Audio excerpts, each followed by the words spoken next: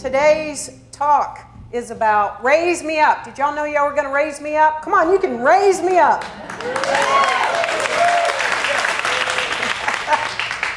I'm just kidding. But thank you for that. So the M-E, there are periods in there. Raise mental equivalent up. That's what we're talking about today. We're going to raise our mental equivalents up. All right? So we are talking about, this month, we're talking about infinite abundance and prosperous living. And so myself and Dr. Peacher, every Sunday this month, are going to be giving you keys to unlock that which we all need to unlock to allow for more abundance to come into our life. Okay, so last week, if you weren't here, there were some key keys. So you ought to go back and look at that talk. And it was primarily that the universe is abundant. This is in 30 seconds or less. The universe is abundant. We actually have a natural state of being of abundance within us. And that one of the ways in which to increase our abundance and increase our financial inflow is to allow the gratitude and appreciation to flow out. So that was last Sunday. And today, like I said, we are talking about mental equivalence. So before I even go there, though, I want to start with the very foundation of what Science of Mind is all about. So this is sort of Science of Mind 101 in about a minute. Y'all are ready. So first it's to realize that the good is universal. The good is universal. That means you get it, you don't, you get it, you don't, you get it. No, the good is universal. There is no picking and choosing. It's always there, or it wouldn't be universal. And the key to it is we can experience as much of the good as we want as long as we are able to fully understand and conceptualize what it is, to embrace it, to know and work with it and experience it in our life. And so this God, this spirit, this universal energy, whatever we choose to call it, created conscious, individual points of light. Here's one, there's one, there's one, there's one. So God has created conscious, not unconscious, conscious individual points of light. And that's the only way that God, energy, this universal energy can express itself, is through us. So that's pretty much Science Mind 101. And it all resides in our own individual conscious light to get it. And we all get it at certain levels. So, mental equivalence. When I remember way back in foundations and then several classes after that and all through ministerial school, there were times where I actually still couldn't get the concept of mental equivalence. So I thought it might be good today to sort of break it on down and put it in some ways that perhaps we can really get it, because that's what we need to do. So one of the keys to expanding the abundance in our life is to fully understand what mental equivalents are. Imagine I have a pitcher of water. I was going to have a real one, but I might make a mess. So I decided I'd give you a picture of water. So imagine that here's this pitcher of water, and this pitcher represents God. Okay? So God is the gift.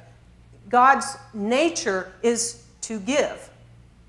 God wants to give. So here's this water that wants to be poured out. And in order to receive, we must be willing to receive. And so therefore we are the container of this pitcher of water. God's going to pour the water. Okay? So I have a container of water. I want you to imagine where this water can be poured into right now. Just imagine your container where the water can pour into. Anybody not get it? Have it right now? Okay, so we all have our containers, right? So I'm going to use that in a minute. Ernest Holmes tells us that the law is infinite and perfect, but in order to make a demonstration, and this is emphasized, we must have a mental equivalent of the thing we desire. A demonstration, like anything else in the objective life, is born out of a mental concept. So any demonstration, anything in the objective life, so objective life is physical form, is born out of a mental concept, right? So there must be something inside of us which equals that which we want to do, have, and experience. And that's a key. There must be something inside of us that equals that. And that's a mental equivalent.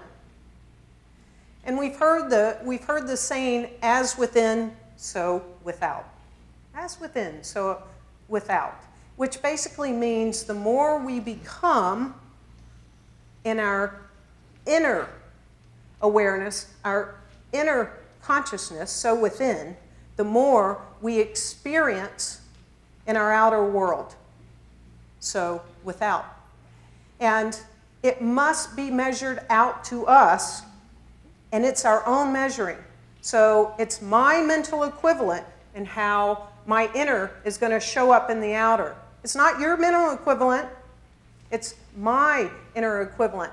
And when I really start to understand this, then I really start to understand that it really boils down to a few things. One is belief. Jesus says, and he said it several different ways, but as ye believe, it shall be done unto you.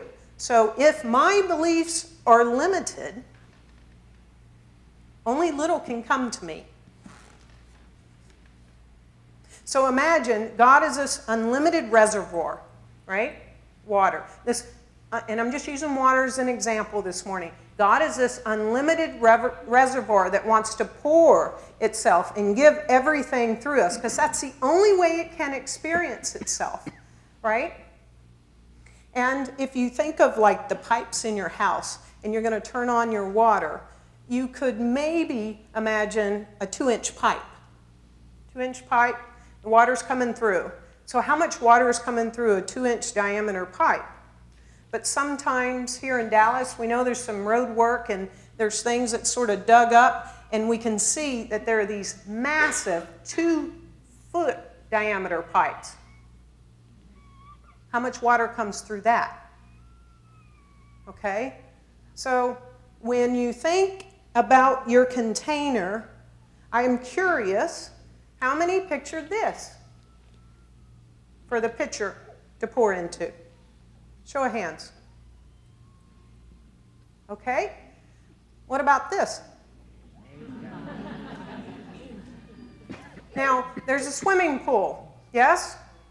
What's behind the swimming pool? That's yet another container, isn't it? And then it could be that there's one ocean. But what about the container of all the water on this planet? God is an unlimited reservoir.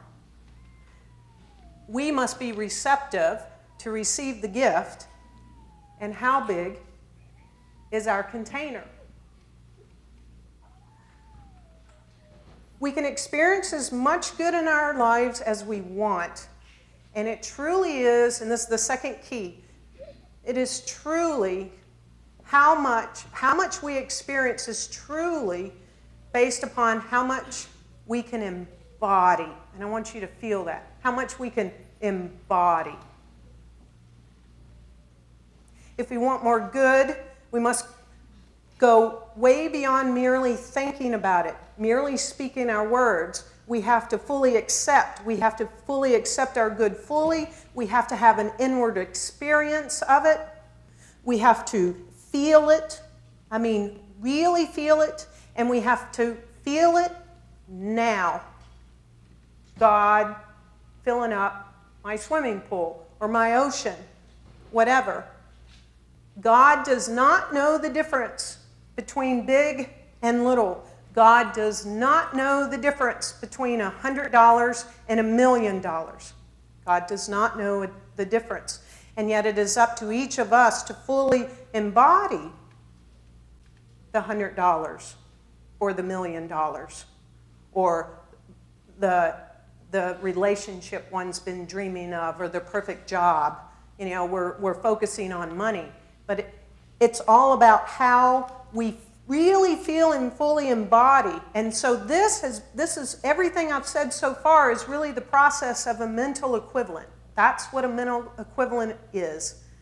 And so we have to feel it. We have to have that equal image, and God will meet us right there. That's the law of mental equivalent.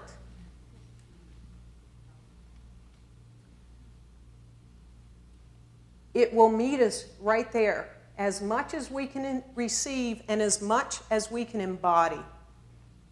So, the good news is that we can expand our consciousness and expand what we can embody. Ernest Holmes tells us by the pure definition of mental equivalent, this comes right out of the glossary of the Science of Mind textbook, having a subjective idea of the desired experience. As we bring ourselves to a greater vision than the range of our present concepts, we can then induce a greater concept and thereby demonstrate more in our experience. So even in the definition, he tells us right there that we can actually grow our consciousness. And the key is, it's basically not only we can accept more than what we currently have, we can actually expect more than we currently have. Than anything we've ever experienced up until this moment, we can expect more, we can experience more, and it's the willingness to start from where we are and go from $100 to $500 to $1,000 to $10,000 to $100,000 to $1 million. To God, it doesn't matter. And so one of the concepts that I really love to describe this is a thermostat. If I walk over right now, because we're all cold, and I touch that thermostat and I put it on 82 degrees, what happens? Someone's cold. Great, but what happens? Starts to warm up. Does it become 82 degrees like this? Right. It takes a little time. And it gets to 82 degrees. $100, $500, $1,000, $1 million. It's like mental equivalence can be like a thermostat. So I want to share a real live example in my life of how I put this to work, because I know it works. So my ex and I bought a home in Oakland, California in May of 2007. Beautiful home. So just remember, because now I'm here in Dallas, California housing market, okay? Not to mention San Francisco Bay Area. So we bought that house, and when we bought that house, I had a mental equivalent because it was a very expensive house, most expensive house I had ever bought. It was $950,000. And when I bought that house, I had a mental equivalent that I would never be financially harmed by buying that house. I had an expectation of making a lot of money selling it many, many, many years later, right before I decided to die, by the way. So, I didn't know that 4 months after buying that house, the whole market tanked. That was the time it tanked. Really tanked. I had that mental equivalent. Now, little did I know that Peter would ask me to come and join you here in Dallas, Texas. And so 7 years later, now I'm like, I got to sell that house. Wow. And, I met with the realtor. We also invested more money in this house. But when I started to think about selling this house, I thought, well, let's go for $1.1 million. Because again, people were so upside down and still are in Northern California. It's just sort of coming back. And so I was like, 1.1 million, 1.1 million. But I can tell you that I did not fully embody 1.1 million.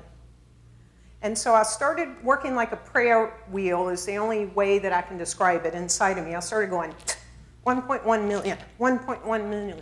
I just started doing that. What? We can sell this house for 1.1 million. And then I got like fully embodied in that 1.1 million. I went, I think we can get 1.2 million.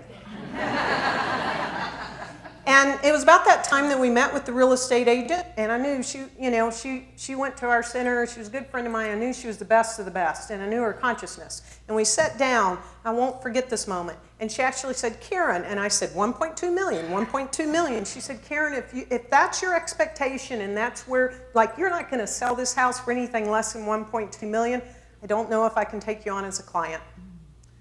But we talked it out and said, well, I'm just declaring one, and I started working at 1.2 million. So by the time it was really time to literally put the house on the market, I flew out to clean the house out, spiffy it up. And I already had 1.2 million in me. And actually I said 1.3. And by the time I landed in Oakland, I had 1.3 million fully embodied within me. And so I stood on that deck and I did a spiritual mind treatment, fully embodied my mental equivalent, and I said $1.3 million is what, or more, but I fully embodied 1.3. And we got 1.30000 whatever, $5,000 more than 1.3 is. What?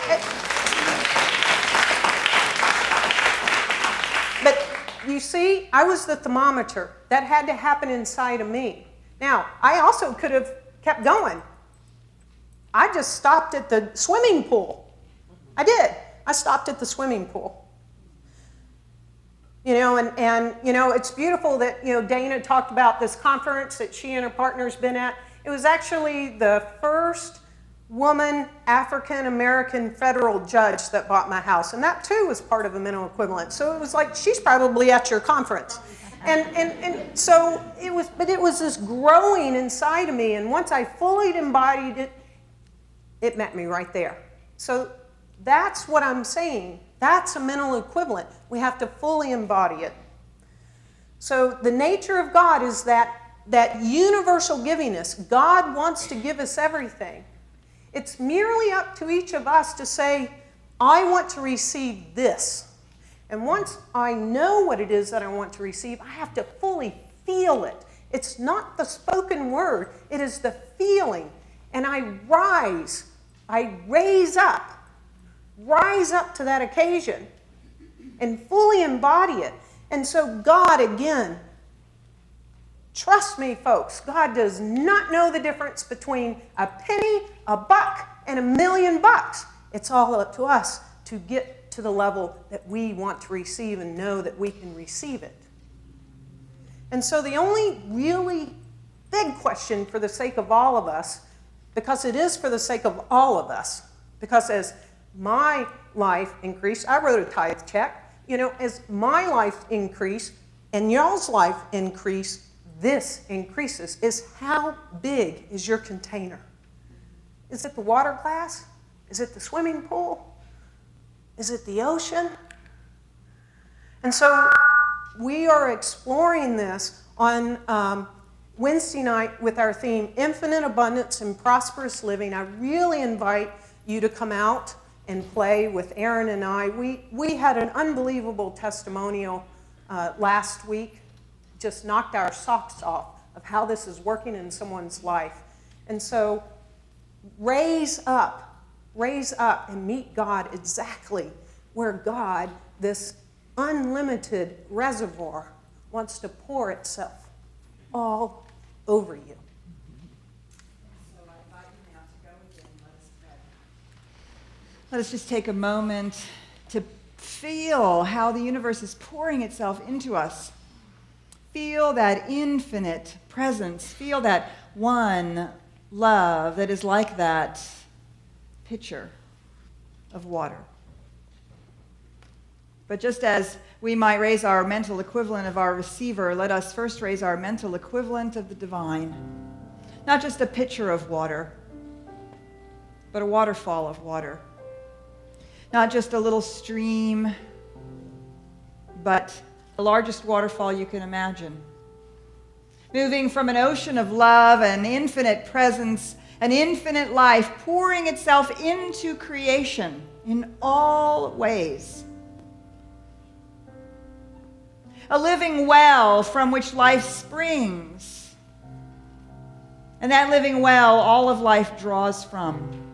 It is eternal abundance, absolutely never ending.